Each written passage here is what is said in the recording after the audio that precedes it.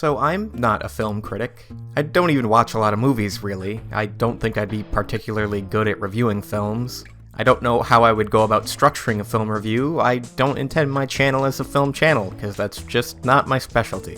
But sometimes I do the big think about a movie anyway and come up with some thoughts I want to share.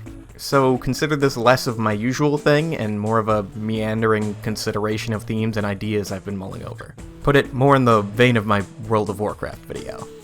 I recently saw The Rise of Skywalker, on opening night actually, and overall I liked it. I know consensus right now is that it's a flaming pile of garbage, but I thought it was fine. But I think it's important to establish that the movie being fine and the movie saying things of value are different. And I don't think all movies need to have nuanced and impactful meanings. It's perfectly fine to have a simple movie with simple morality. But with Rise of Skywalker, I think we're finally seeing the boiling point of the meaning of Star Wars, or rather its lack of meaning. Star Wars is a big franchise made by a lot of different people. It's obvious that, say, Knights of the Old Republic isn't going to share the exact same ideas as The Force Awakens or whatever. They're made by very different teams with very different ideas of what Star Wars is. But a problem arises when the internal ideological consistency of a single set of Star Wars media is contradictory. All parts of that media can have legitimate and well-founded beliefs, but the particular way that the sequel movies contradict one another's intents is bizarre. I think when people say that the sequels should have been planned out better in advance, they're not so much talking about the literal events as they are the ideas presented, or at least I hope that's what they mean. So, spoilers ahead obviously, but I want to lay out the simplest example of what I'm talking about here. In Return of the Jedi, a big deal is made of the fact that Luke killing the Emperor would be a bad thing. It wouldn't serve a purpose, it wouldn't stop the Star Destroyers from wiping out Luke's friends. It would purely be an act of anger, and the Emperor is trying to taunt him into it. That's why it's important that Luke not kill him, and why it's significant that Vader does. Neither really accomplishes anything for the war effort. Sheev would have died in the explosion anyway, but Vader uses violence as an act of compassion to save Luke, whereas Luke would have been using it out of hatred. In Rise of Skywalker, a very similar scene happens. Rey is confronting the Emperor in a throne room, and he's telling her to kill him. He wants her to indulge in hate so that she'll take his place. Killing him wouldn't serve a purpose, it wouldn't take down the fleet of Star Destroyers outside, it would just be satisfying for Rey. So instead of killing him, she uses the Force to hand her lightsaber to Kylo. It's an act of compassion, same as before. But then a weird thing happens. Kylo comes into the room, and the two raise their lightsabers like they're about to murder the Emperor, despite the situation not changing at all besides there being two of them now. Then the Emperor picks them up and, steals their Force energy? And after that he shoots lightning into the sky and disables all the rebel ships. Then Rey stands up and grabs the two lightsabers and reflects Sheev's lightning back at him until he melts into a puddle on the floor. I'm serious, you literally see his body melt. You can see where these two scenes with the same setup diverge drastically. Return of the Jedi poses that even if the Emperor is dangerous, Luke killing him is inherently unnecessary and hateful in the situation, whereas Rise of Skywalker poses that the Emperor is dangerous and needs to be stopped. Both Luke and Rey are shown as virtuous for their decisions, and in order to justify this change in action without changing the morality, Rise of Skywalker makes the Emperor a literal, physical threat to the rebellion in that moment. So while the morality isn't logically incongruous, the film is going very far out of its way to create different scenarios so as to avoid having to abide by the same morality as Return of the Jedi. And there's nothing wrong with creating a story which questions and changes the morality of the previous films. But the problem is that Rise of Skywalker isn't questioning the morality of the original trilogy, it's just ignoring it by changing the context to avoid the question. And even within the sequel trilogy, Rise of Skywalker's conclusion is incongruous. Hell, even within just Rise of Skywalker, things don't really add up. There's this scene partway through Rise of Skywalker where Rey and the gang are tracking down the assassin who killed Rey's parents. They fall down into the Diablo 2 worm pit and find the assassin's body. Then they're about to leave when a big evil worm slithers up and coils all threateningly at them. The gang raise their guns to shoot it, but Rey stops them and instead approaches it. She sees it's wounded, a wound I assume it got from the assassin which prompted it to kill him, and Rey uses the Force to heal it. She explains this as giving a bit of her own life energy to the worm. Then Rey and the worm are friends, and the worm slithers away so they can leave the tunnel. So we've established an idea here, that even a hostile worm-snake monster is only hostile due to circumstance, and compassion can help to avoid confrontation. A similar thing happens later on, when Rey pulls a straight-up Anakin and just stabs Kylo through the gut when he's defenseless. She immediately realizes that was fucked up and uses the same force healing trick before he dies, then walks away. Kylo lets her leave, then has a whole scene where he's finally redeemed and throws away his evil lightsaber. So again, violence bad, hostility bad. Heal your enemies and teach them compassion. This is compounded one more time after Palpatine dies, when Rey is completely dead from expending too much energy to kill him. Kylo gives up his entire life force to bring her back, so Rey's compassion worked. Not only did she bring Kylo back from the dark side, she also taught him to heal others and be altruistic. But wait a minute, let's rewind about 5 minutes to the part where Rey pulled out 2 laser swords and melted an old man who was also secretly her grandfather to death with his own lightning. Now, I know the Emperor is a bad guy. He's never been shown as anything but a complete asshole who actively planned war, genocide, a dictatorship, and all that. But was he always like that? He wasn't born a Sith Lord, he must have been a regular person at some point.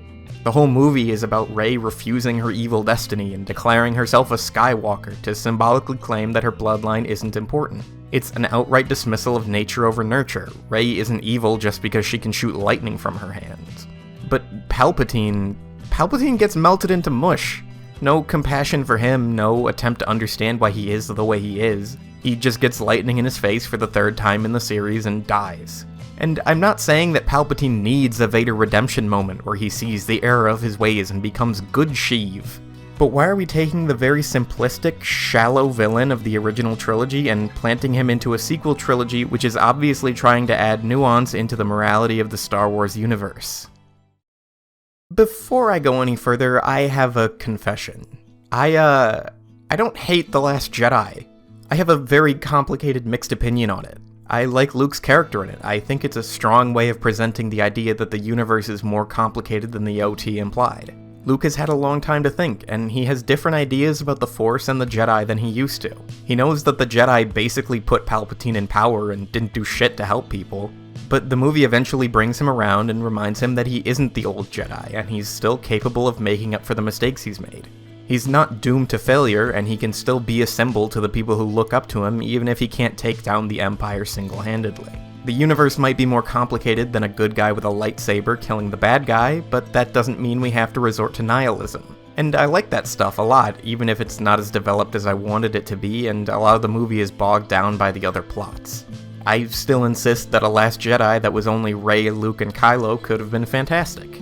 And there's this infamous line at the end of The Last Jedi.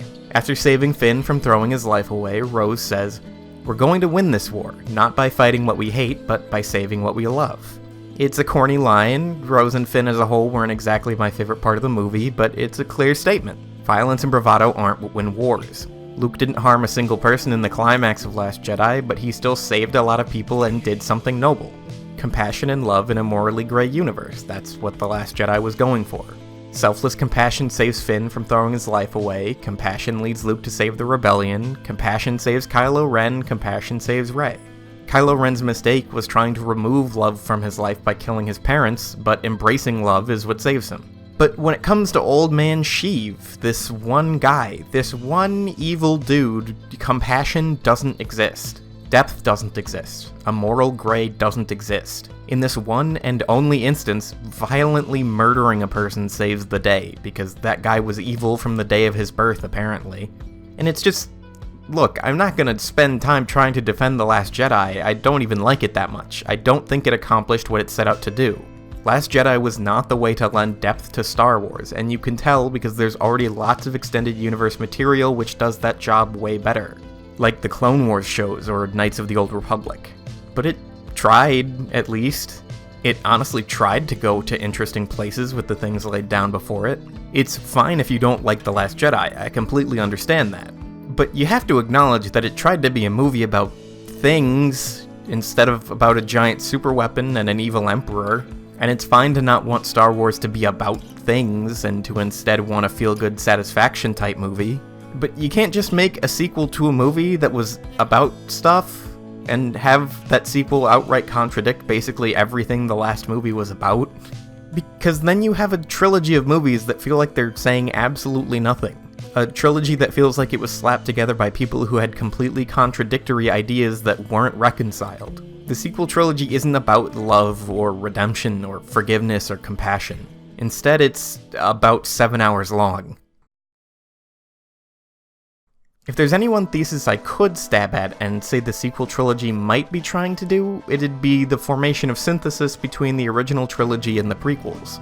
The original trilogy very much glorifies the Jedi. It harkens back to a better time in the universe when the Jedi defended justice or whatever and everything was good. Whereas the prequels slap that idea right out of the air and say no, that Jedi weren't benevolent, they were flawed and directly contributed to the rise of the Empire. They were status quo enforcing secret police who only ever followed the whims of the government and not their own consciences. So while the original trilogy celebrates the past and advocates a return to it, the prequels actively dislike the past and see it as corrupt. So when Rey refuses to take Kylo's hand in Last Jedi, refuses the prequel-esque notion that the past should be discarded, you might think they're going for an original trilogy vibe. But they're not, really. Because that scene comes at the end of an entire movie wherein Luke justifiably gives up on the Jedi after realizing they would never have done what he did. That everything he struggled through was, in a way, the fault of the Jedi. So in refusing to take Kylo's hand, Rey begins to define a third option, wherein the good ideas of both ideologies can be salvaged and formed into a singular, superior ideology. A superior ideology which rejects the status quo of the Jedi but keeps the wisdom, and rejects the simple morality of the original trilogy while maintaining an altruistic attitude. But then, in Rise of Skywalker, when Rey is connecting with all the previous Jedi, she hears their voices speaking to her. And mixed in there is the voice of Mace Windu, and therefore, implicitly, the rest of the Republic Jedi. Mace Windu, the idiot who tried to assassinate Palpatine in a private office instead of just telling everyone that he was a Sith Lord. And the rest of those bumbling idiots on the Jedi Council who started the Clone Wars and accelerated the death of democracy through the sheer power of bootlicking. Characters who have never once been shown to at all regret their actions or understand that the Republic Jedi were wrong. They just get to be a part of this emotional climax without any questioning of their morality on the part of the film. Mace fucking Windu, seen here attempting a political execution without trial or even really evidence, is one of the heroes who grants Rey the strength to win. I never thought I'd say this, but they somehow managed to remove a certain level of moral nuance from the fucking Star Wars prequels. Because now the undeniably shady actions of the Republic Jedi are being cast in the same heroic light as Luke Skywalker, the very person who, one film ago, vehemently condemned them. I like all three of these movies at the end of the day. They're engaging and emotional and have a lot of strong performances. But I can't abide by meaningless art. Each of these movies might have meaning on its own, but together they're less than the sum of their parts, and I continue to wonder how cartoons for kids and old video games are braver than this. Here's my quick, slapped-together rewrite of the ending of Rise of Skywalker while the music plays me out. Rey confronts Palpatine. Kylo is too busy fighting the Knights of Ren to help her. He's struggling to win without the dark side helping him. Rey pulls out her lightsaber and Palpy is all, "Yes, yes, my child, kill me." Then she surprises him by stabbing herself. She refuses to kill him and foils his plan by dying in an act of sheer selflessness, instead of the stupid thing in the movie where she takes in the souls of all the Jedi. Then the exact reverse of Sheev's plan happens. The spirits of the Jedi flow into him, because he's the last proper Force-type user left, and he's so overcome by the conflict between good and evil in him that he just obliterates himself. Then Kylo runs in and sacrifices himself to revive Rey. You know, this way Rey defeats Palpatine by showing him the error of his ways, just like Vader. Vader knew he couldn't save himself even after he was redeemed, so he let himself die. Do the same thing with the Emperor to show that even someone as bad as him can be saved, even if saving him means letting himself die. Like a chain reaction of self-sacrifice. Seems appropriate, you know? In a series where love is supposed to save people, like Rey saves her grandfather the same way Luke saved his father. I don't know, poetry, it rhymes. Fuck it, man, give me a Star Wars trilogy. It'll be about fucking C.O. Bibble and Yaddle. Baby Yoda.